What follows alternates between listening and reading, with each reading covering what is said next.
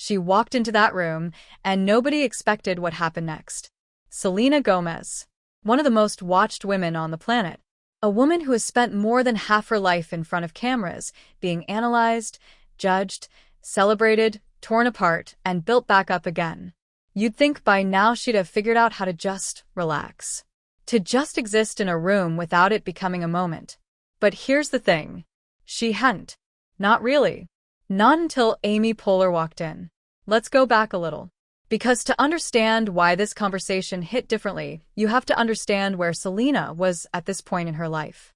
This wasn't the girl from Wizards of the Coast with the perfect smile and the Disney-approved image.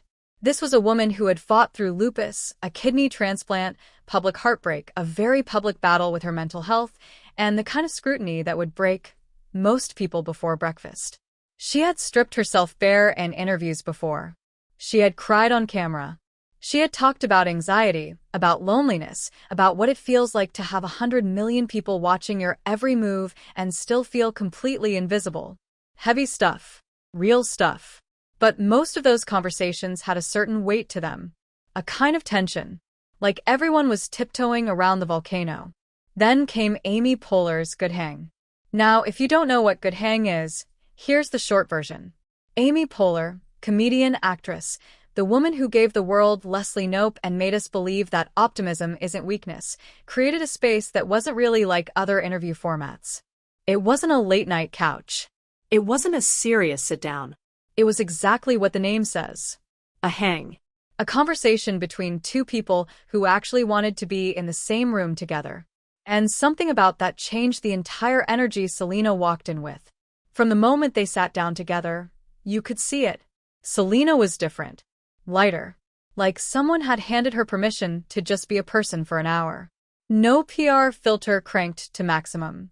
No perfectly rehearsed answers. Just her, laughing, stumbling over words, saying things she probably didn't plan to say, and somehow being more captivating because of it. Amy has this gift. And it's a specific gift. She doesn't interview. She disarms.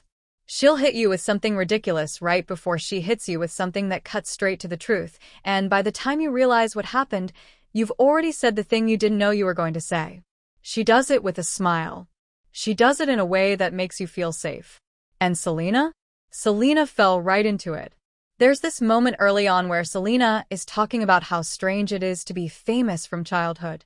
She's trying to explain it, searching for the right words, and then she just kind of laughs and goes, you know what, I don't even know who I am without this.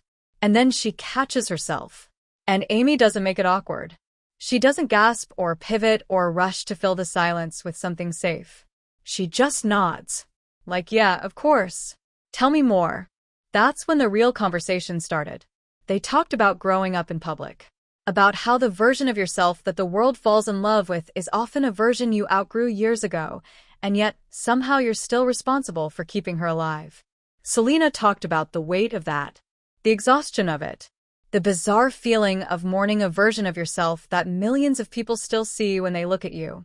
Amy, without missing a beat, talked about her own version of it. The comedic persona.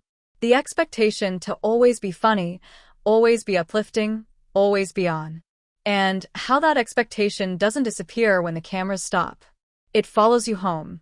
It sits at the dinner table with you. Two completely different careers. Two completely different types of fame.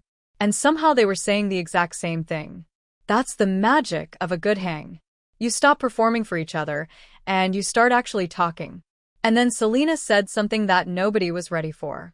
She talked about how there was a period, not that long ago, where she genuinely didn't know if she wanted to keep doing any of this. Not just music. Not just acting. All of it. The whole public-facing life she had built from the time she was a kid in Texas with a dream. She said it simply, quietly, without looking for sympathy. Just stated it like a fact. Like, yeah, that happened. I was there. I got through it. The room got very still. And then Amy said, "So what made you stay?" And Selena smiled. This slow, genuine, kind of surprised smile. Like, she wasn't expecting the question to land the way it did. And she said, "I think I just started choosing myself for the first time." Like, actually choosing myself. Not as a phrase. As a decision I had to make every single day. Selena walked into that room carrying years of expectation, grief, reinvention, and quiet survival. And for 1 hour, she put it down. Not for the audience. Not for the algorithm. Just because Amy Poehler created a space where it was safe to. And That's the rarest thing in Hollywood. Not the talent. Not the fame. Not even the survival. The willingness to just be a person.